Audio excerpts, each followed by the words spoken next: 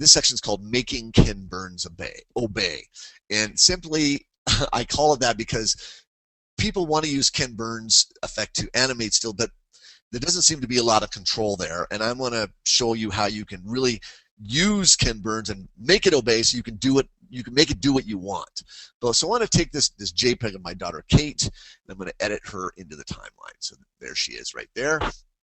Now, a lot of times you're going to want to do some you want to do some animation. I'm not a big fan of animating photos with the built-in keyframes because it takes a lot of finessing. It's not super easy to do. It just doesn't look right. There's too much finessing involved in the sense that I'm going to go ahead and move the play to the beginning right here, and then I'm going to set a keyframe, and then move the play a little bit later, and you'll notice the playback. It's just kind of, it's like a fly hitting fly paper. It's just not, a lot of times not smooth. You have to then go in and right click and choose linear and smooth on these, and you can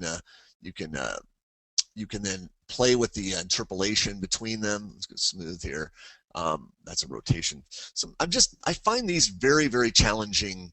There we go. There's the Bezier handles. I find these very, very challenging to get right. So not a big fan of them for animating photos. So what I was going to do is reset these animation properties by clicking this little hook there, essentially set everything back to the default. Now let's get into Ken Burns. So what I'm going to do is select the photo of Kate, and under this pop-up here, I'm going to choose crop. And there's this button here called Ken Burns. And what's nice about the Ken Burns is you can pick a start and end keyframe. So let's say I wanted to start the framing here. That's that green rectangle, and I wanted to end the framing, let's say here. What's great about Ken Burns is you can try out the animation simply by clicking this button up here. So it's got very, very nice motion. It's fluid. It has a slow ease in. It's got a really nice ease in curve. I find it really, really handy. Okay.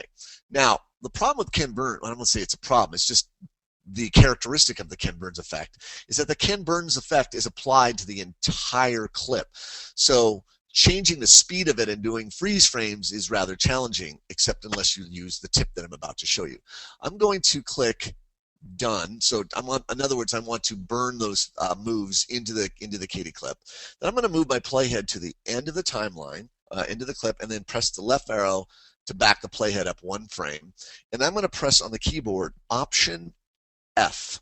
And what that does is it makes a freeze frame of the last frame. So what happens now is it plays and it gets to the freeze frame, and I got a perfectly awesome still there.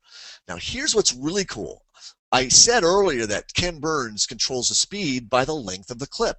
Well, watch this. If you get the trim tool, which I'm about to do, T on the keyboard, and select the edit point, you can control by rolling the edit how fast or slow that animation is.